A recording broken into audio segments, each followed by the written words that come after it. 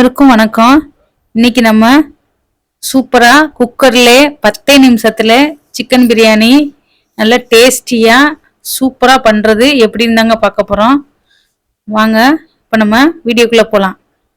வீடியோக்குள்ள போறதுக்கு முன்னாடி நம்ம சேனலை சப்ஸ்கிரைப் பண்ணுங்க, பக்கத்துல இருக்க பெல் ஐக்கானை பிரஸ் பண்ணுங்க. இப்போ வாங்க நம்ம வீடியோக்குள்ள போலாம். இப்போ நம்ம பிரியாணி செய்யறதுக்கு மணிக்கணக்கா செலவு பண்ண வேண்டிய அவசியம் இல்லைங்க. 10 நிமிஷத்துல சூப்பரா பிரியாணி ஹோட்டல் ஸ்டைல்ல செஞ்சு அசத்திடலாங்க.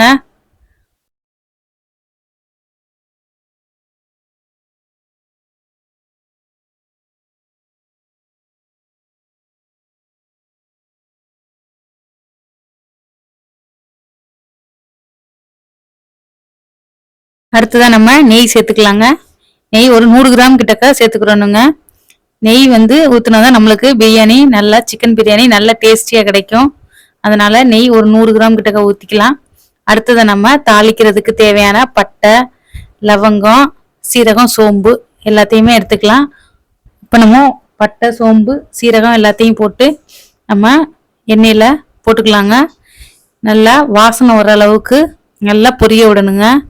அப்பதாங்க நமக்கு பிரியாணி நல்ல மணமா கிடைக்கும். இப்போ நம்ம ஒரு பச்சை மிளகாவை 2ஆ கீறிட்டு சேர்த்துக்கலாங்க. நம்மளுக்கு பச்சை மிளகா ஸ்மெல்லு நல்லா வாசனை ஃப்ளேவரும் நல்லா இருக்குங்க. அடுத்ததா வெங்காயம் நல்லா பொடிசா கட் பண்ணிக்கிட்டு சேர்த்துக்கலாங்க. வெங்காயம் ஒரு 200 கிராம் கிட்டக்க சேர்த்துக்கலாங்க. 1 கிலோ பிரியாணிக்கு 200 கிராம் வெங்காயம் சரியா இருக்குங்க.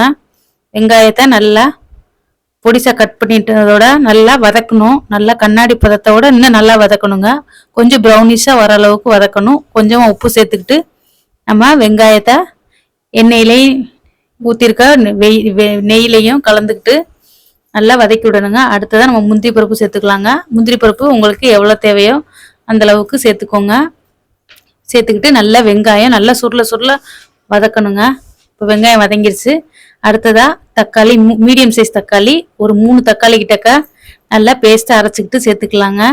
நம்மளுக்கு தக்காளி அரைச்சிட்டு சேர்த்தோம்னா நம்மளுக்கு பிரியாணி நல்லா கலர் நல்லா இருக்குங்க. அடுத்ததா ஒரு சின்ன ஸ்பூன்ல 1 ஸ்பூன் கிட்டக்க மஞ்சத்தூள் சேர்த்துக்கலாங்க.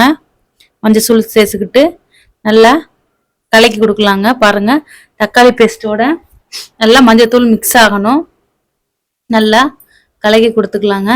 கலக்கி கொடுத்து தக்காளியோட பச்சை வாசனை போகிற அளவுக்கு கொஞ்சம் நல்லா வதங்க விடணுங்க. இப்போ பார்த்தீங்கன்னா அடுத்ததா புதினா மல்லி சேர்த்துக்குருவோங்க.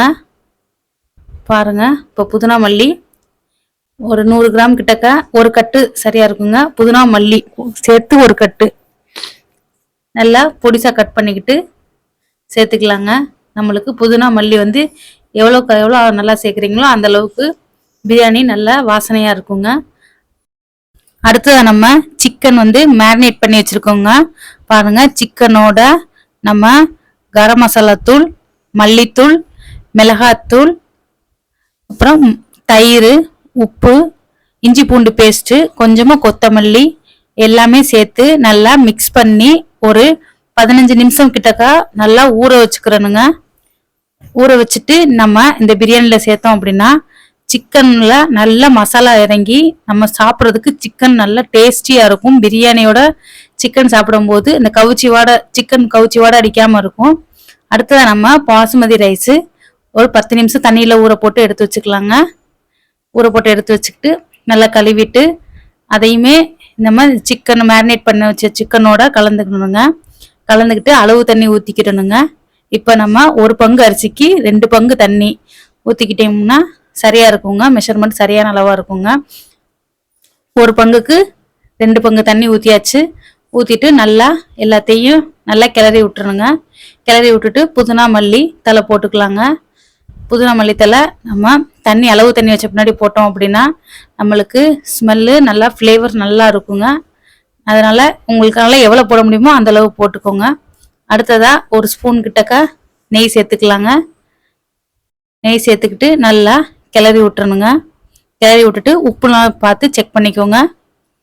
உப்பு செக் பண்ணிட்டு நல்லா கிளறி விட்டுட்டு குக்கரை மூடி விட்டீங்க அப்படின்னா மூடி விட்டு விசில் போட்டீங்க அப்படின்னா ஒரு விசில்லே நம்மளுக்கு சூப்பரா பிரியாணி ரெடி ஆயிருங்க. இப்போ பார்த்தீங்கன்னா நம்மளுக்கு ஒரு விசில் வந்துட்டு அடங்கிருச்சு. பிரியாணி சூப்பராக ரெடி ஆயிடுச்சு. பாருங்க, பிளேட்டிங் பண்ணியாச்சு. நம்ம பிரியாணி நல்லா உதிரியா சூப்பராக ஹோட்டல் ஸ்டைலில் சிக்கன் பிரியாணி ரெடி ஆயிடுச்சுங்க. நீங்களும் உங்கள் வீட்டில் ட்ரை பண்ணி பார்த்துட்டு எப்படி இருந்துச்சுன்னு கமெண்ட் பண்ணுங்க. நம்ம பிரியாணி நல்லா செம்மையாக டேஸ்டியாக குழந்தைங்க விரும்பி சாப்பிட்ற மாதிரி சூப்பராக இருக்குங்க.